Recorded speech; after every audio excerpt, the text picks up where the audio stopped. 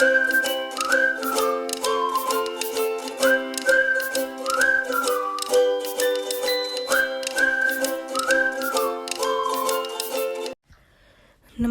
दोस्तों, mythological tales channel में आप सभी का स्वागत है। तो आज हम जानेंगे भगवान जगन्नाथ की कथा।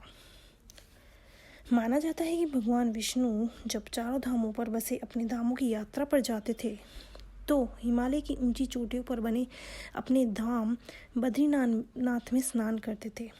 पश्चिम में गुजरात के द्वारिका में वस्त्र पहनते हैं, पुरी में भोजन करते हैं और दक्षिण में रामेश्वरम में विश्राम करते हैं। द्वापर के बाद जब भगवान कृष्ण पुरी में निवास करने लगे और बन गए जग के नाथ अर्थात जगन्नाथ। पुरी का जगन्नाथ धाम 4 धामों में से एक है। यहाँ भगवान जगन्नाथ बड़े भाई बलभद्र और बहन सुभद्रा के साथ विराजते हैं। हिंदुओं की प्राचीन और पवित्र 7 नगरियों में पुरी उड़ीसा राज्य के समुद्री तट पर बसा है। जगन्नाथ मंदिर विष्णु के 8वें अवतार श्री कृष्ण को समर्पित है।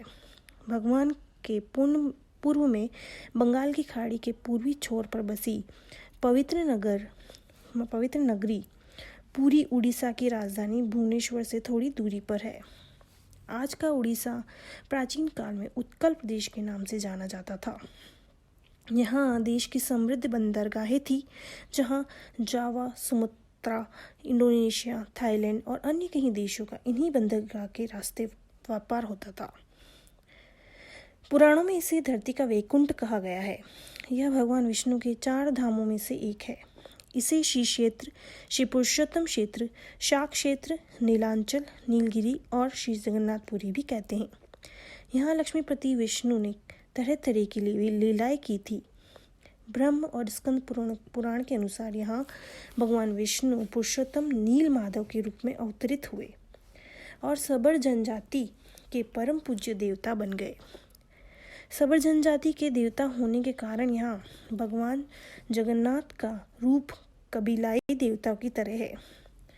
पहले कबीले के लोग अपने देवता की मूर्तियों को काष्ठ से बनाते थे। जगन्नाथ मंदिर में सबर जनजाति के पुजारियों के अलावा ब्राह्मण पुजारी भी हैं। ज्येष्ठ पूर्णिमा से आषाढ़ पूर्णिमा तक सबर जाति के देवतापति जगन्नाथ जी की सारी रीतियां करते हैं।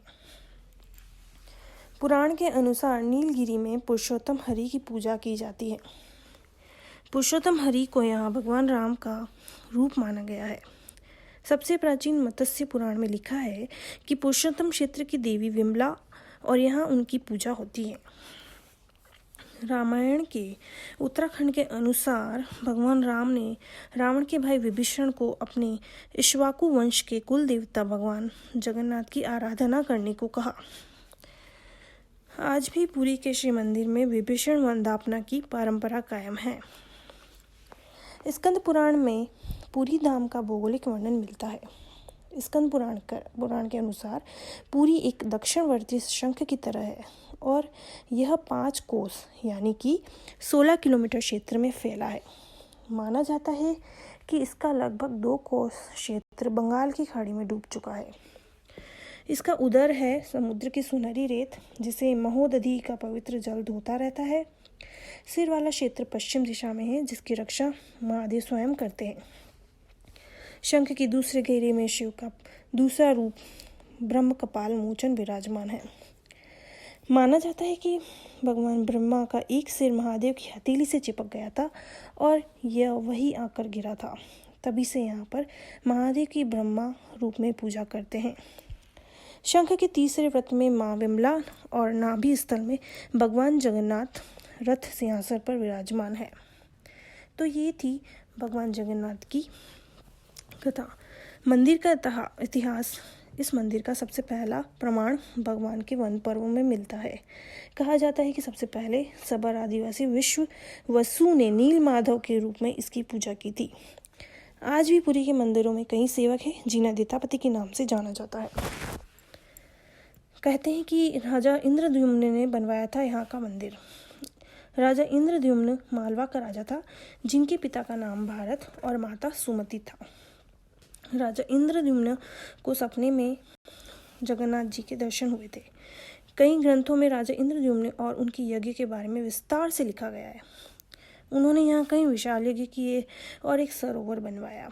एक दिन भगवान विष्णु ने उनको सपने में दर्शन दिए और कहा कि नीलांचल पर्वत की एक गुफा में मेरी एक मूर्ति है, उसे नील माधव कहते हैं। तुम एक मंदिर बनवाकर उसमें मेरी यह मूर्ति स्थापित कर दो। राजा ने अपने सेवकों को नीलांचल पर्वत की खोज में भेजा। उसमें से एक था ब्राह्मण विद्यापति। विद्यापति ने सुन रखा था कि सबर कबीले के लोग नील माधव की पूजा करते हैं और उन्होंने अपने देवता की मूर्ति को नीलांचल पर्वत की गुफा में रखा है। वह यह भी जानता था कि सबर कबीले का मुखिया विश्ववसु नील माधव का उपासक है और उसी ने मूर्ति को गुफा में छुपा रखा है। चतुर विद्यापति ने मुखिया की बेटी से विवाह कर लिया और आखिर में वह अपनी पत्नी के जरिए नील माधव की गुफा तक पहुंचने में सफल हो गया। उसने मूर्ति चुरा ली और राजा को लाकर दे दी। विश्ववसु अपने आराध्य देव की मूर्ति चोरी होने से बहुत दुखी हुआ। अपने भक्त के दुख से भगवान भी दुखी हुए। भगवान गुफा में लौट गए, लेकिन साथ ही राजा इंद्रद्युम्न से वादा किया कि वो एक दिन उनके पास जरूर लौटेंगे, बशर्ते कि वो एक दिन उनके लिए विशाल मंदिर बनवाए। राजा ने मंदिर बनवा दिया और भगवान विष्णु से मंदिर में विराजमान होने के लिए कहा। भगवान ने कहा कि तुम मेरी मूर्ति बनाने के लिए समुद्र में तैर रहा पेड़ का बड़ा टुकड़ा उठाकर लाओ, जो द्वारिका के समुद्र में तैरकर पूरी आ रहा है। राजा के सेवकों ने उस पेड़ के टुकड़े को ढूंढ तो लिया, लेकिन सब लोग मिलकर भी उस पेड़ को नहीं उठा पाए। तब राजा को समझ में आ गया कि नील माधव के अनन्य भक्त सबर कबीले के मुखिया विश्ववसु की ही सहायता लेनी पड़ेगी। सब उस वक्त हैरान रह गए जब विश्ववसु भारी भरकम लकड़ी को उठाकर मंदिर तक ले आए। अब बारी थी लकड़ी से भगवान की मूर्ति गढ़ने की। राजा के कारीगरों ने लाख कोशिश कर ली, लेकिन कोई भी लकड़ी में एक छेनी तक नहीं लगा सका। तब तीनों लोग के कुशल कारीगर भगवान विश्वकर्मा एक बूढ़े व्यक्ति का रूप धर कर आए। उन्होंने राजा को कहा कि वे नील माधव की मूर्ति बना सकते हैं, लेकिन साथ ही उन्होंने ये भी शर्त रखी कि वे 21 दिन में मूर्ति को बनाएंगे और अकेले में बनाएंगे। कोई उनको बनाते हुए नहीं देख सकता। उनकी शर्त मान ली गई। लोगों को आरी छेनी हथौड़ी की आवाज़ें आती रही और राजा इंद्रद्युम्न की रानी गुडिंचा अपने को रोक नहीं पाई। वह दरवाजे के पास गई तो उसे कोई आवाज़ सुनाई नहीं दी। वह घबरा गई। उसे लगा बूढ़ा कारीगर मर गया है। उसने राजा को इसकी सूचना दी। अंदर से कोई आवाज़ सुनाई नहीं दे रही थी, तो राजा को भी ऐसा ही लगा। सभी शर्तों और चेतावनी को दरकिनार करते हुए राजा ने कमरे का दरवाज़ा खोलने के आदेश दिए। जैसे ही कमरा खोला तो बूढ़ा व्यक्ति गायब था। उसमें 3 अधूरी मूर्तियाँ मिली पड़ी भगवान नील माधव और उनके भाई के छोटे छोटे हाथ बने थे, लेकिन उनकी टांगें नहीं थी, जबकि सुभद्रा के हाथ पांव बनाए ही नहीं गए थे। राजा ने इसे भगवान की इच्छा मानकर इन्हीं अधूरी मूर्तियों को स्थापित कर दिया।